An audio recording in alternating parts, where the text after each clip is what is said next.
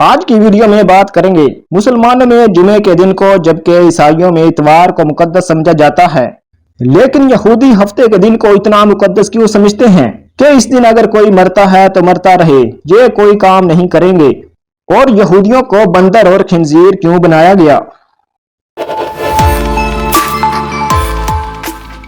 हफ्ते के दिन को यौम सब्त कहा जाता है, जबकि यहूदी इसे शबात कहते हैं। इस दिन यहूदी कोई काम नहीं करते।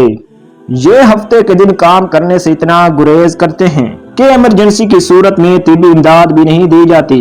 जान जाने का खतरा हो तो ही कुछ सोचा जाता है। हफ्ते के दिन ये सिर्फ इबादत और आराम करते हैं। इनके शरीय कानून में 39 ऐसे काम हैं जिनको हराम समझा जाता है। ये घर में कुछ नहीं पकाते, ये आग नहीं जलाते, यहाँ तक कि आग को बुझाया भी नहीं जाता। हफ्ते वाले दिन ये टांका या बटन भी नहीं लगा सकते। हफ्ते के दिन यहूदी एक हरफ से ज्यादा ना तो लिख सकते हैं और ना मिटा सकते हैं। यानी इस दिन अगर किसी यहूदी ने अलिफ लिख दिया तो उसका कोटा पूरा हो गया, अब वो बे नहीं लिख सकता। अगर कोई एक हरफ से ज्यादा लिखता है तो इसे हराम समझा जाता है। शबात का दिन जुमे की शाम गुरूब आफ्ताब से लेकर हफ्ते के दिन आसमान पर 3 सितारे जाहिर होने तक होता है। इस दिन का आगाज मोमबत्तियां जलाकर किया जाता है और इस दिन यहूदी शराब और खाने पर कुछ कलमात पढ़कर खाते और पीते हैं। रवायती तौर पर 3 खाने बनते हैं। एक खाना जुमे की शाम को, दूसरा हफ्ते की दोपहर को और तीसरा हफ्ते की दोपहर के बाद खाया जाता है। यह खाना शुरू करने से पहले कुदूस कहते हैं। इसका मतलब है मुकद्दस। जुमे को शबात की तैयारी के तौर पर मनाया जाता है।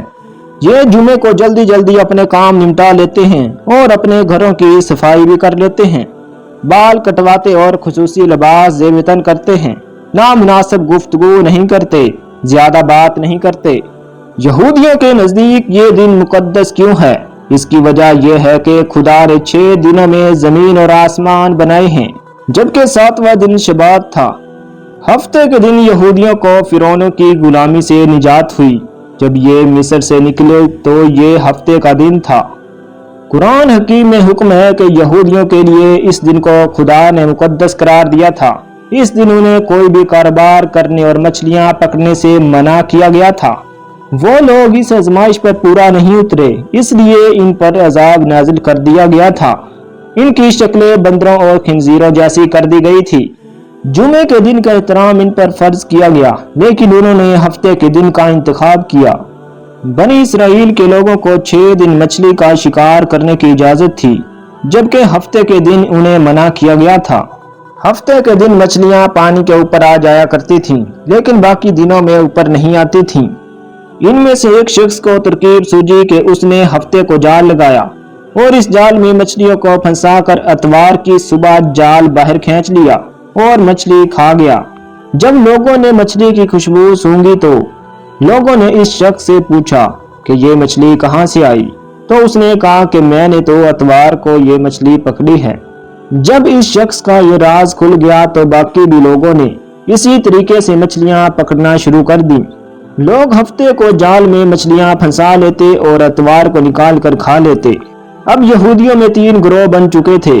एक तो वो जो अल्लाह के हुक्म में हीले बहाने तलाश करते थे, दूसरा वो जो इनको ऐसा करने से मना करते थे, और तीसरा गिरोह ऐसा था कि ये खुद तो शिकार नहीं करते थे, लेकिन शिकार करने वालों को भी मना नहीं करते थे। अब ये लोग भी अल्लाह के अज़ाब में मुब्तला होने वाले थे। नेक लोगों ने बुरे लोगों से किनारा करके दीवार खड़ी कर ली। इस तरह एक सुबह यहूदियों की नेक जमात जब जागी तो नाफरमान जमात के दरवाजे बंद थे और ना ही इनकी आवाज आ रही थी। नेक जमात ने जब इन लोगों को दीवार के ऊपर से देखा तो नाफरमान लोगों की शक्लें बंदरों जैसी और इनकी दुमें भी निकली हुई थीं और इन लोगों की भी शक्लें बदल गई थीं जो इनको मना नहीं करते थे। दोस्तों, आपके ज़हन में आया होगा कि आजकल नजर आने वाले बंदर बनी इसराइल की उसी कौम से हैं जिन पर अजाब नाजिल किया गया था। लेकिन ये बात दुरुस्त नहीं है। जिन लोगों पर अल्लाह का अजाब नाजिल हुआ था और इनकी शक्लें बंदरों जैसी बना दी गई थी, इनकी सिर्फ 3 दिन में तड़प तड़प कर मौत हो गई थी और इनकी नस्लें खत्म हो गई थी। अल्लाह ने जिस कौम पर भी अजाब नाजिल किया, इनकी जिंदगी 3 दिन से ज्यादा न रही। दोस्तों, यही वजह है कि यहूदी हफ्ते के दिन कोई काम नहीं करते, ना ही सफर करते हैं। ये बिल्कुल इसी तरह है जैसे मुसलमान रमजान मुबारक में अल्लाह ताला के खौफ से ना खाते पीते हैं और ना ही कोई गलत काम करते हैं। दोस्तों, अगर आप मुसलमान, यहूदी और ईसाइयों की अजान में बड़ा फर्क जानना चाहते हैं तो हमारी ये वीडियो देख सकते हैं। और अगर आप यहूदियों की असल आवाज में अजान और इसका मुकम्मल उर्दू तर्जुमा जानना चाहते हैं तो हमारी ये वीडियो देख सकते हैं।